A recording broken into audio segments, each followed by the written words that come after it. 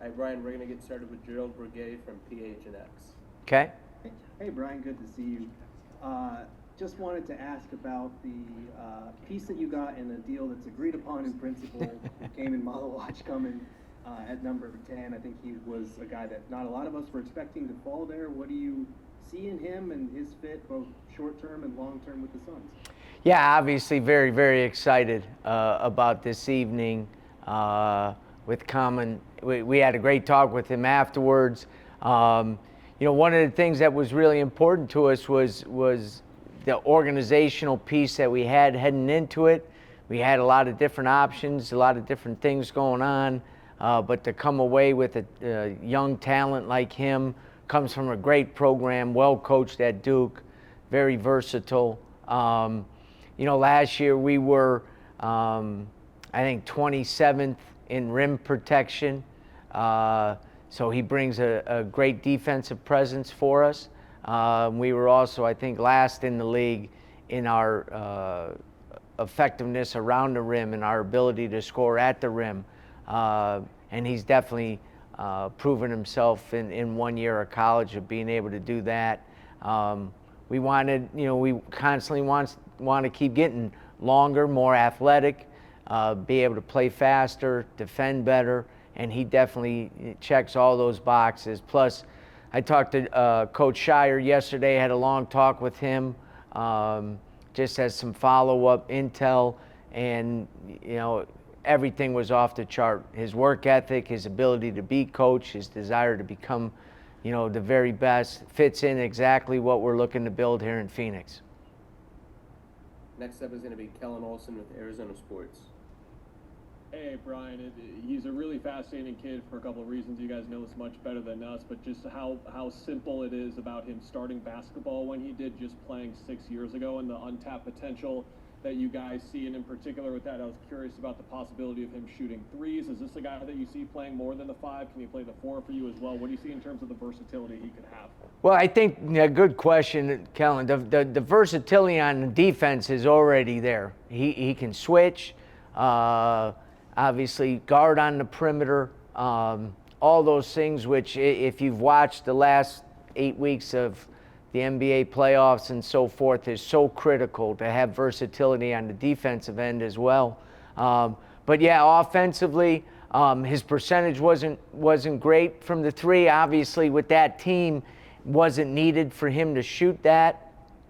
Through his workouts and through our research, I do think, he's 19 years old, so he has a pathway to improve on the perimeter offensively, especially, stretch threes from the corner, above the break, pick and pop action, which is so important in today's NBA game.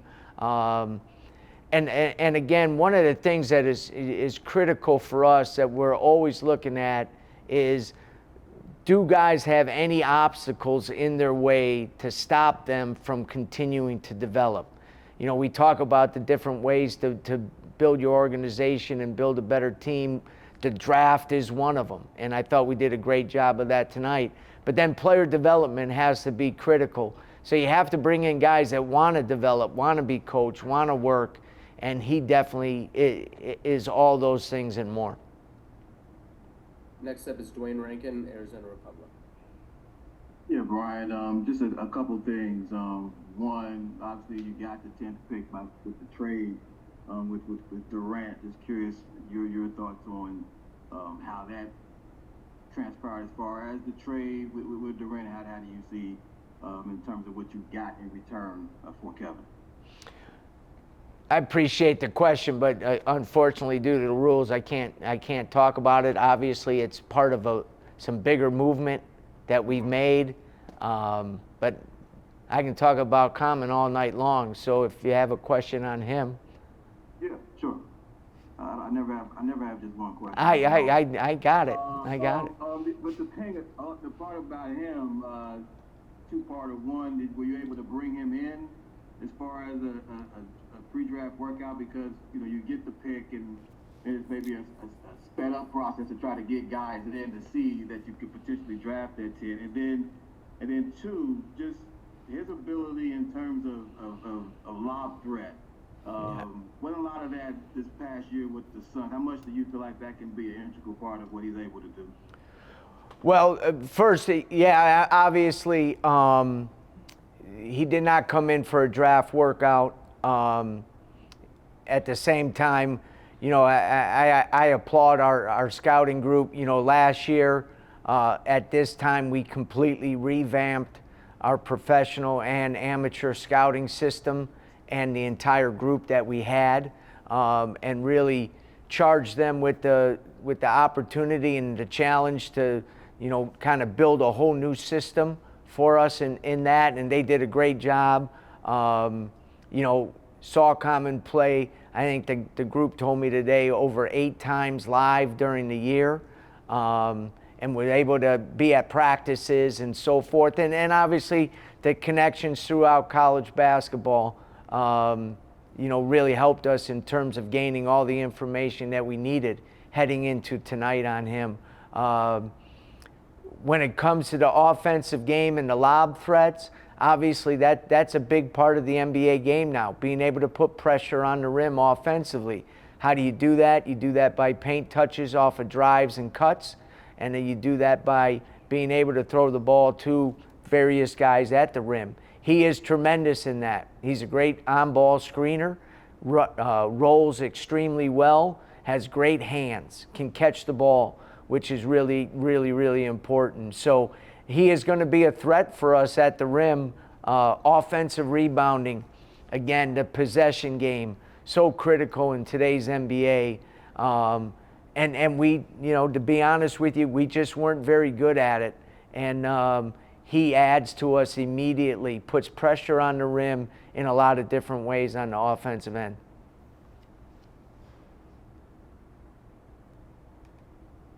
Hey, Brian, thanks for the time tonight. 2 easy questions for you. One, what was it like to go through your first draft as a GM? And then second, the 20 days on the job, I think, maybe a little longer than that. But are the Suns better now than when you took this job? It's got to be more than 20 days because it feels a lot more like more than 20 days because we've had a lot of activity. But it's been great. A lot of preparation went into today. We were really, really well organized, and we were able to, you know, kind of in the last phase today, sit down not only with the scouting group but with Josh and Matt Tellum and Matt Ishbia, and we were able to present our game plan for today to everybody, and they executed it extremely well. The collaborative effort that we had during the actual draft with all the different opportunities and offers that come in during that time. I think the fact that our communication lines are really open and we're able to discuss a lot of different things in our preparation phase heading into today really made it go smooth. And I'll be honest with you, it's an exciting time. It really is. And to have someone who has been through it before, like a Josh Bartlestein, like a Matt Tellum, our scouting group, Arande Telefero, who leads that group, you know, just off the charts. And so it was definitely a collective effort, a team effort to come out as successful as I think we did tonight. All right, next up is going to be Jake Garcia with 12 News. Two-part question for you. First of all, were you surprised that he fell to you at 10? And then what part of his journey to the United States from South Sudan, Senegal, Uganda, stuck with you the most? Yeah, we had targeted him. We thought if he was at 10, that was someone that we would take in immediately. I told Matt this morning I don't think he's going to be there. And then just through our constant calls and different things like that, it started trending that way. And sometimes when that happens, it's just that other organizations feel that they have a need in maybe a different spot. Maybe they're secure at the particular position.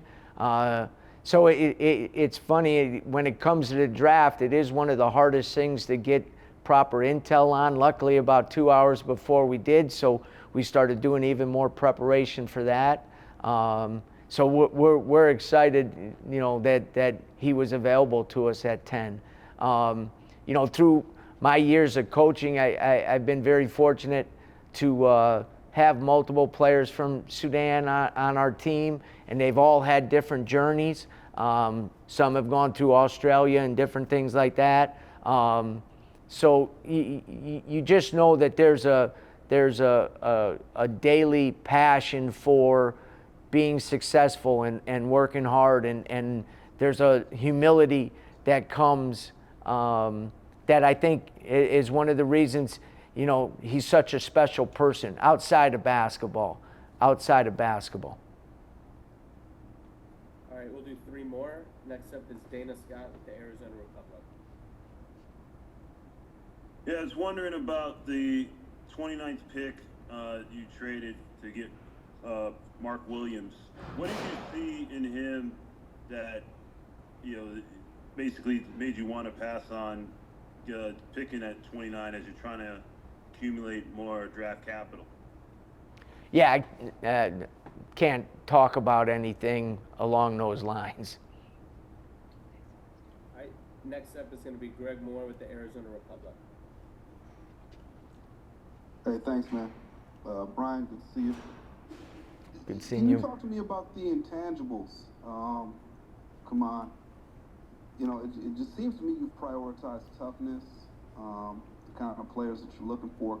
You know, does he fit that? Am I right? Am I seeing something there? What can you say about his intangibles? Yeah, you're 100% right. Physically tough, great conditioning. So you know there's a work ethic there and an understanding of how the game is played now, and being able to run up and down the court and play with pace. There is a mental toughness there. You know, there's something to be said about bringing guys in that are, you know, have been part of, you know, a high-level collegiate program, that there's demands and standards that those guys have to meet every day. I think Coach Shire is one of the best coaches in the country. I know there's daily habits that those Duke players, you know, have, and you bring guys in like that, and there's a much easier transition because of that. And I think, you know, we're excited about that. We really are. When it comes to the pure toughness, all you got to do is watch one game, and you see his physicality. You see the fact that he's not afraid to lay bodies on guys when it comes to rebounding. We were not a very good rebounding team, offensively or defensively. There's got to be a physical aspect of that to be successful, and he definitely brings it. All right, final question is going to be Robbie Baker with Fox 10. Hi, Brian. Thanks for doing this tonight. No problem. I'm just curious, Coach Ott's history working with in Cleveland with guys like Evan Mobley and Right. Jared Allen. How much did that kind of factor into the selection you made tonight and what Coach Ott can do for Kaman's development? Yeah, it was a big part, and you know, in all these meetings, Jordan was lockstep with us. You know, watching film with us, talking about different things. You know, again, how we're going to play, what are things that are important to him, and with his experience, you know, obviously last year in Cleveland, his time with the Lakers, you know, having bigs that are versatile, can protect the rim, but can still get up on ball screens and not just play to drop, be more aggressive defensively on the perimeter, was a big part of our decision process. Again, when it comes to decisions as important as this, those communication pieces and those discussions are critical, and they're part of what we're all about. And so having him be able to actually break down film with us in terms of, you know, watch this play, look at his movement here, different things like that, was critical in our decision tonight. All right, thank you, Brian. Thanks everybody.